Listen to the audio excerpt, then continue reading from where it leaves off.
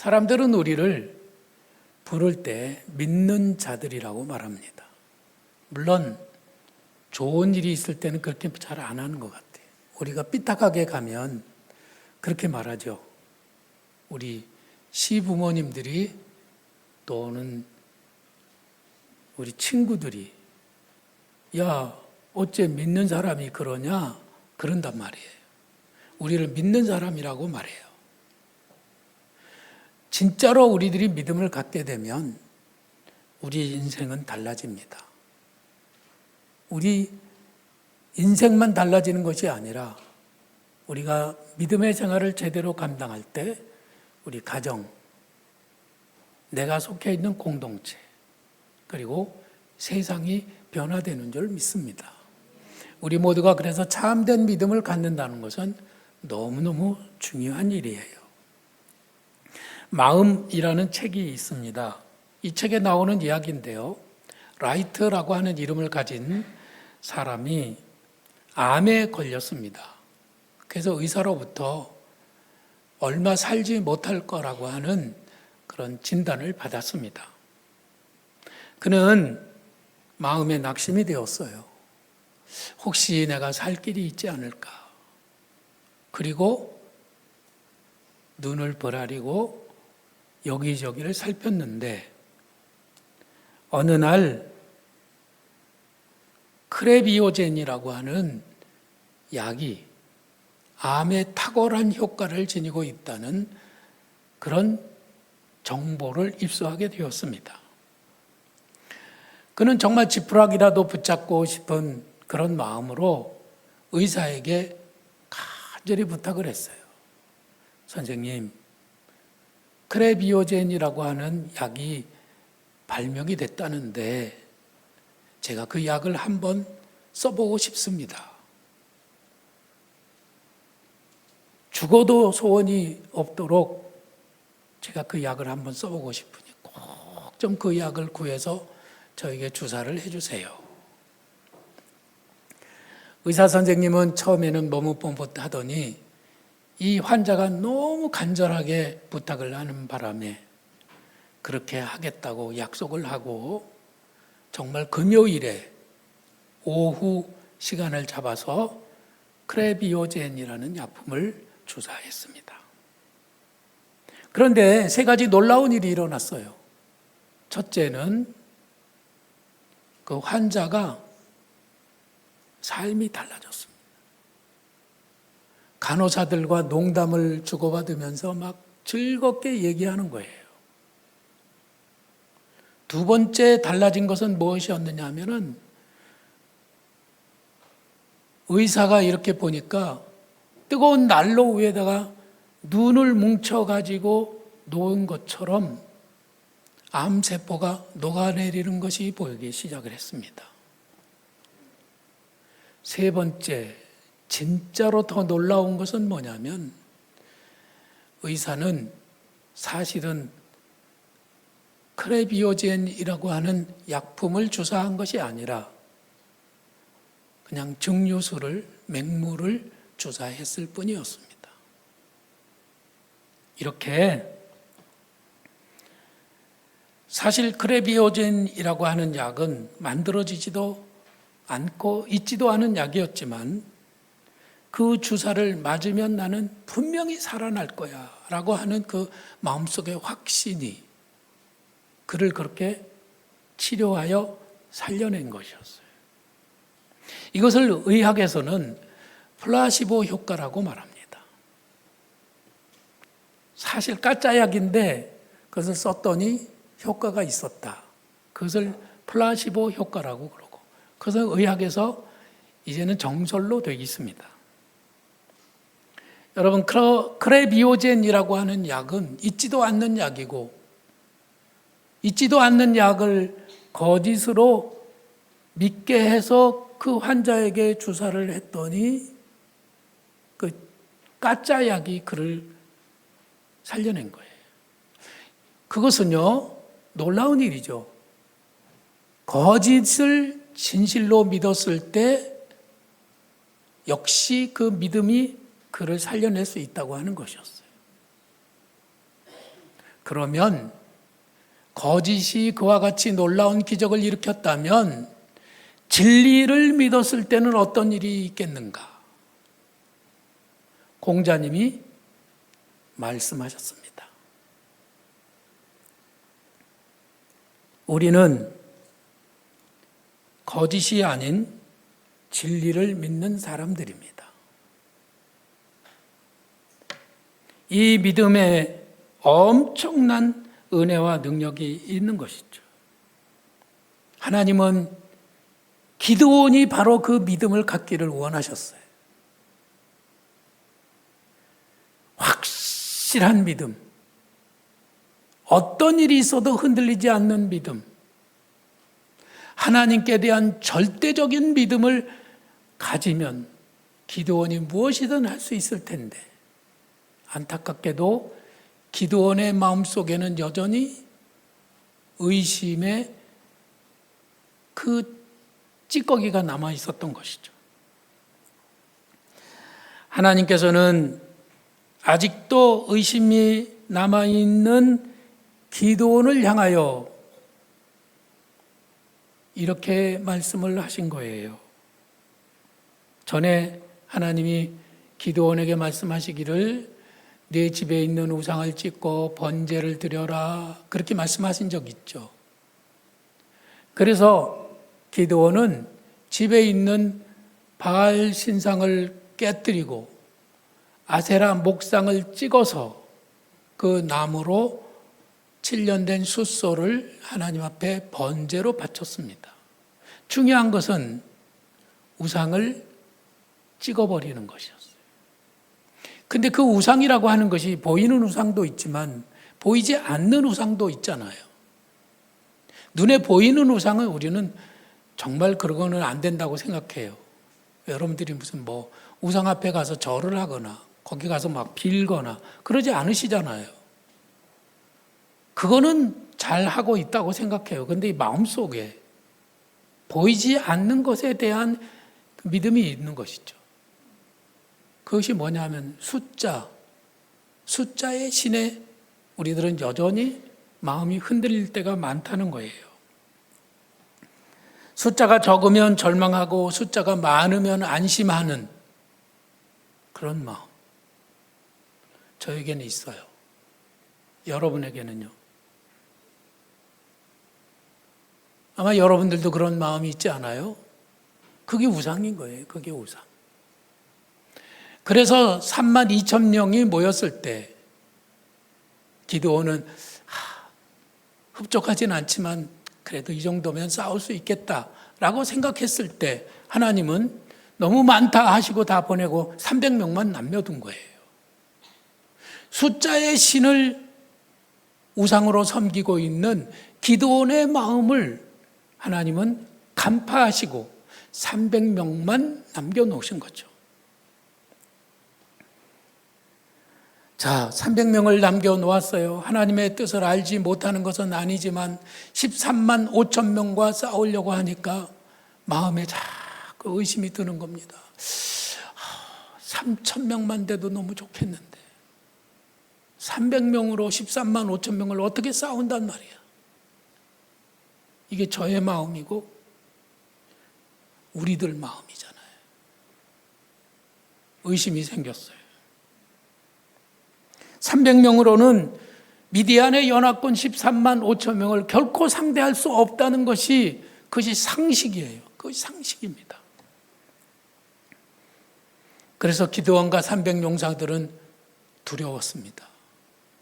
겉으로는 아무 말도 하지 않고 있었지만 속으로는 부들부들 떨고 있었어요.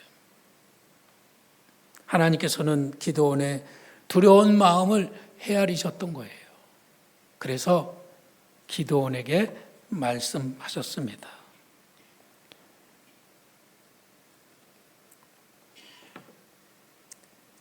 군대가 부족해서 마음이 두려우면 하나님이 그래 한 1,000명쯤 더 보내줄게. 아니면은 2,000명쯤 더 보내줄게. 이렇게 하셔야 되는 거 아니에요? 근데 하나님은 군대를 더 보내주시는 것이 아니라 부족한 믿음을 보충하는 것으로 하나님이 일하셨던 거예요. 나는 하나님 왜 돈을 안 주시나 그랬더니 바로 그거였어요. 우리들이 더 믿음을 가지라고. 숫자의 신은 이제 버려라. 그 우상에게서는 내가 완전히 자유롭지 않으면 안 된다는 것이죠. 이제는 더 큰 믿음을 가지라고 우리에게 믿음을 보충해 주기 위하여 기드온에게 말씀을 하셨습니다. 하나님께서는 기드온에게 적진에 들어가 보라고 말씀하셨습니다. 그래서 부하 한 명을 데리고 적진에 들어가기로 했습니다. 하나님이 말씀하시죠. 네가 거기 가서 적병이 하는 말을 들으면 네 손이 강하여질 것이다.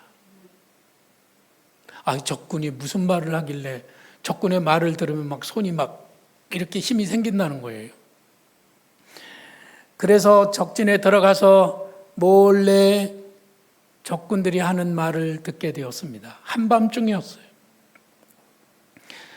한 친구가 꿈 이야기를 들려주는 거예요. 그 꿈의 내용은 이런 것이었습니다.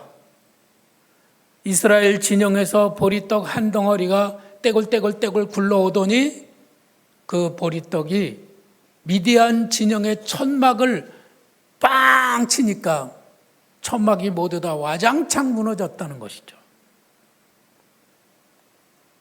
그 이야기를 듣고 있던 친구가 이렇게 말했어요.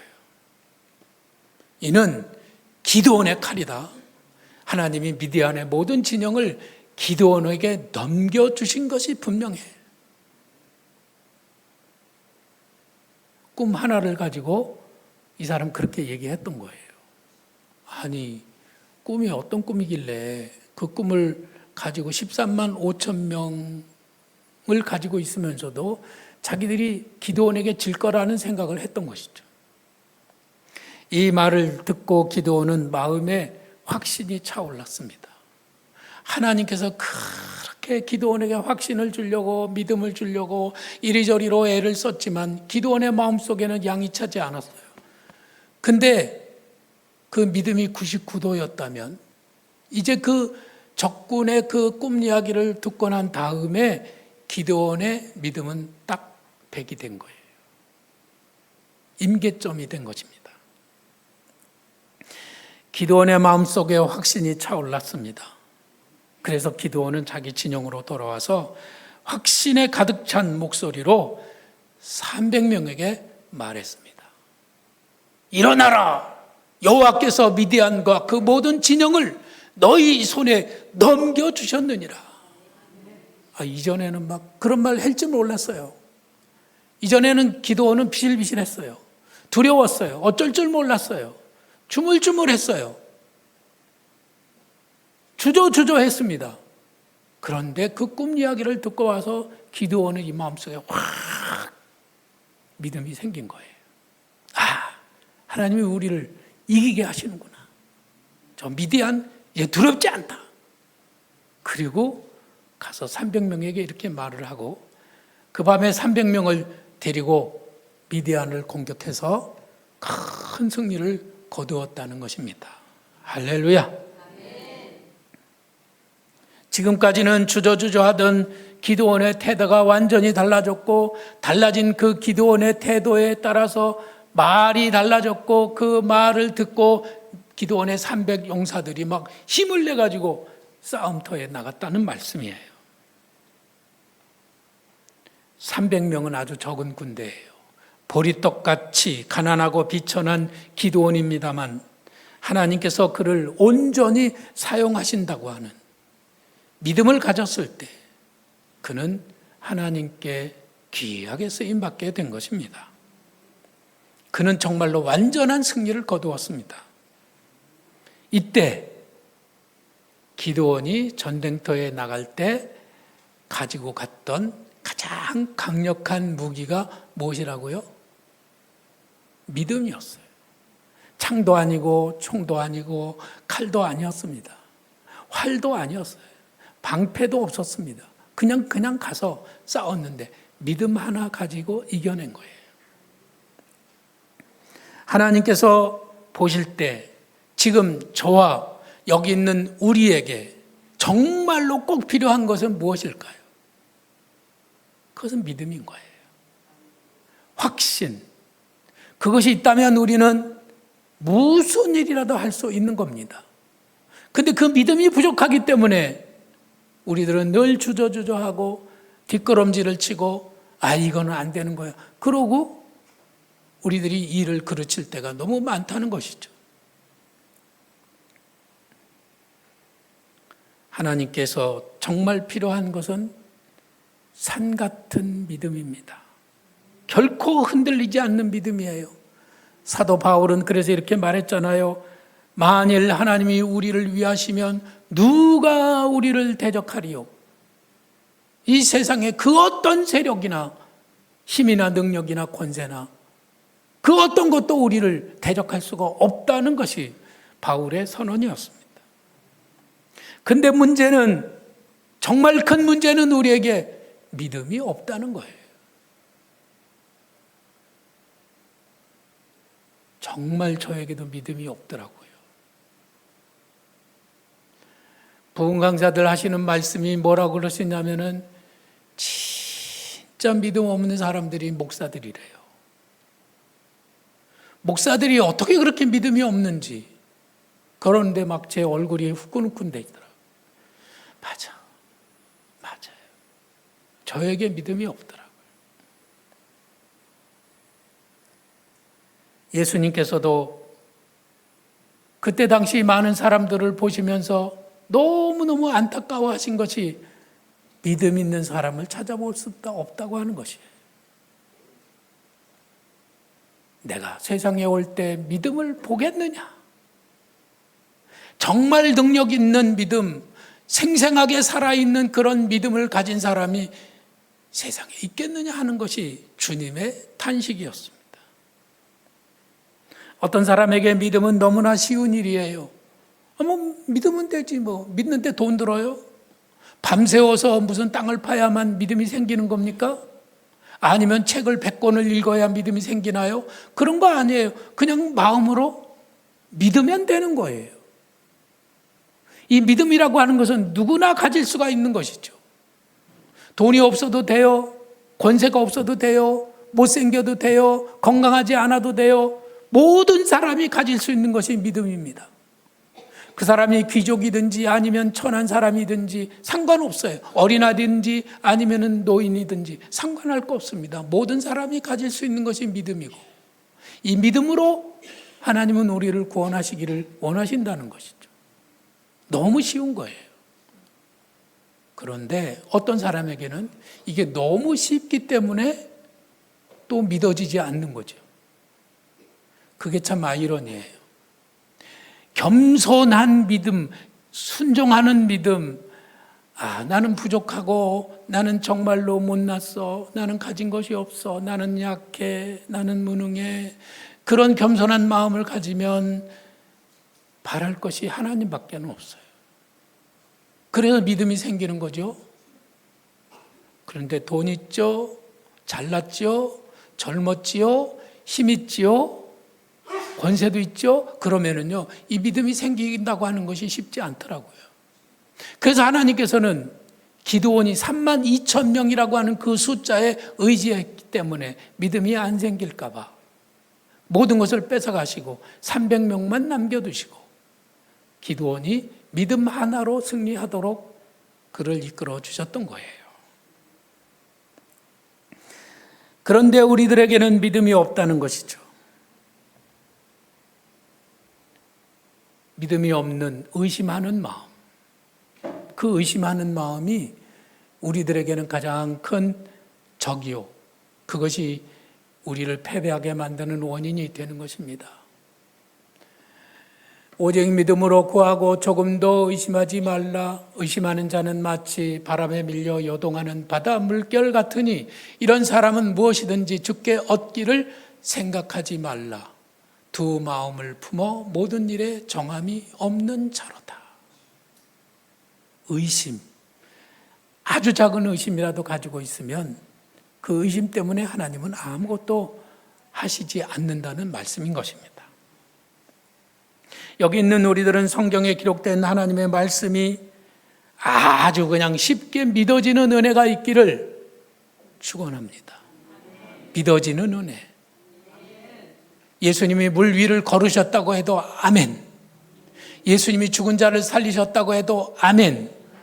예수님이 팥으로 메주를 쓰셨다고 해도 아멘. 예수님은 뭐든지 하실 수 있는 분이라고 하는 그 믿음, 말씀에 기록됐다면 성경은 진리야.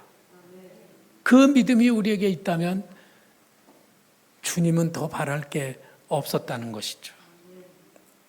우리는 모두가 다 보리떡 같은 인생을 살아가고 있습니다. 보리떡은 꺼끌꺼끌해요. 여러분 보리떡 먹어보셨나요? 저는 아주 어렸을 때 보리개떡을 먹어본 기억이 있습니다. 어린아이의 그 입에는 그 보리개떡이 얼마나 꺼끌꺼끌하던지 먹기는 먹었지만 갠신히 먹다 말았던 기억이 납니다. 매일 고운 가루로 떡을 만들어 먹던 그런 사람의 입맛이라면 이 보리개떡은 맛이 없는 거죠. 이거는 가난한 자의 떡입니다. 이것은 모든 사람들이 선호하는 것이 아니에요. 이 보리떡은 너무나 보잘것이 없기 때문에 하나님 앞에 제물로도 바칠 수가 없는 거예요. 하나님 앞에 떡을 제물로 바치려면은 그 곡식을 곱게 빻아서 고운 가루만 딱 모아서 그걸로 떡을 만들어서 하나님 앞에 바치는 것이에요. 이 보리떡은 가난하고 무능하고 약하고 천박한 기드온 같은 사람을 상징하는 것입니다. 그리고 바로 저 같은 사람이 보리떡이에요. 여기 계시는 분들 중에서도 내가 보리떡 같은 인생을 살고 있구나. 그렇게 생각하시는 분이 있다면 정말로 그분은 복된 사람입니다. 주님이 그를 사랑하시리라고 저는 믿습니다. 나는 비록 작고 무능하고 가진 것이 없지만 무한하신 하나님을 믿으면 그분의 힘을 덧입게 된다고 하는 것이죠. 여기 종이가 한 장 있어요. 이 종이는 너무 약해요. 이거는 그냥 찢어지면 팍 찢어집니다. 아주 약하죠. 우리들이 바로 그런 모습이라는 거예요. 이게 보리떡이죠. 그런데 이 약한 종이를 이렇게 두꺼운 책에다가 이렇게 해서 이 종이를 찢어봐라 그러면은 이 책을 찢기 전에는 이 종이를 찢을 수가 없는 거예요. 우리 하나님이 바로 그런 분이라는 거예요. 나는 약하지만 전능하신 하나님께 나를 붙이고 전능하신 하나님을 의지하고 전능하신 하나님께 나를 맡겨드리면 나를 이기려면 하나님을 이겨야 돼. 그러니까 나는 무적이 되는 거예요. 할렐루야. 그렇게 해서 우리들은 고백합니다. 하나님 한 분이면 충분합니다. 기드온은 순간적으로 이 엄청난 비밀을 깨달았던 거예요. 그리고 그 정말 산같은 믿음으로 300명의 용사들에게 하나님께서 너희들에게 그 미디안 군사를 넘기셨다고 담대하게 선포했던 것이죠. 상식적으로 볼 때 기드온과 300명은 전쟁에서 패하고 비참하게 개죽음을 당할 운명에 처해 있었습니다. 하지만 하나님을 믿는 순간 놀라운 자신감을 얻게 되었고 그리고 하나님께서 기드온과 300용사를 사용하시도록 자기를 맡겨드렸던 거예요. 하나님께서는 이렇게 믿는 자와 함께 일하십니다. 그리고 믿음을 가진 자를 엄청나게 기뻐하세요. 믿음이 없이는 하나님을 기쁘시게 할 수 없나니 하나님께 나아가는 자는 반드시 그가 계신 것과 자기를 찾는 자들에게 그가 상 주시는 이심을 믿어야 할지니라. 믿음이 없이는 기쁘게 할 수가 없어요. 어떤 믿음이죠? 하나님, 나는 작고 나는 부족하고 나는 미련하고 나는 가난합니다. 그러나 하나님은 전능하시고 하나님은 나를 사랑하셔서 나에게 힘주시고 나를 통해서 주의 선한 일을 이루어 가실 줄로 믿습니다. 그렇게 겸손히 하나님을 믿고 의지하는 그 사람을 하나님이 기뻐하사 상 주신다고 하는 것이죠. 소아마비에 걸린 어린아이가 있었습니다. 다리에 힘이 없어서 늘 절뚝거려요. 거기다가 천식까지 앓고 있었어요. 콜록콜록 기침을 하고 자칫 잘못하면 호흡을 못하게 돼서 매우 위험한 그런 상황에 처할 수도 있습니다. 촛불 하나도 자기 힘으로는 끌 수가 없는 정말 연약한 소년이었어요. 그 아이가 11살이 되던 날 아버지가 그를 바라보면서 이렇게 격려했습니다. 아들아, 네가 전능하신 하나님을 참으로 의지한다면 오히려 너의 그 아픈 것이 모든 사람들이 주목하게 될 것이고 너는 역사의 신화와 같은 기적을 남기는 위대한 사람이 될 수 있을 거야. 그렇게 말해 주었어요. 어떻게 하면요? 하나님을 믿는다면, 그리고 그 인생을 하나님께 맡기게 되면 너는 위대한 사람이 될 거다, 이렇게 말해 준 거죠. 그 아이는 정말로 하나님께 대한 믿음을 마음속에 가졌습니다. 매 순간마다 하나님을 의지했어요. 하나님께 믿음을 고백했습니다. 자기가 힘들 때, 그리고 더 이상 아무것도 할 수 없을 때 그 아이는 하나님을 믿고 하나님을 의지했어요. 하나님께서 그에게 상을 주신 것입니다. 23살이 됐을 때 그는 뉴욕주 의원이 되었습니다. 그리고 그 다음에 뉴욕 주지사가 되더니 그는 부통령이 되고, 그리고 미국의 역사상 가장 어두웠던 시절에 미국을 다시 세운 아주 위대한 대통령이 되었습니다. 그리고 1906년에는 노벨 평화상을 받았습니다. 누굴까요? 데오도르 루스벨트 대통령입니다. 무엇이 그를 이렇게 훌륭하게 만들었을까요? 그는 보리떡 같은 인생을 가질 수밖에 없는 병들고 약한 사람이었지만 하나님을 믿어드렸더니 하나님이 그를 그렇게 사용하신 거예요. 말씀에 하나님이 이르시되 그가 나를 사랑한즉 내가 그를 건지리라. 그가 내 이름을 안즉 내가 그를 높이리라. 그가 내게 간구하리니 내가 그에게 응답하리라. 그들이 환난 당할 때에 내가 그와 함께하여 그를 건지고 영화롭게 하리라. 나는 비록 보리떡 같은 인생이지만 내가 하나님을 믿고 의지하면 그 어떤 것도 넉넉히 이길 수가 있습니다. 아멘.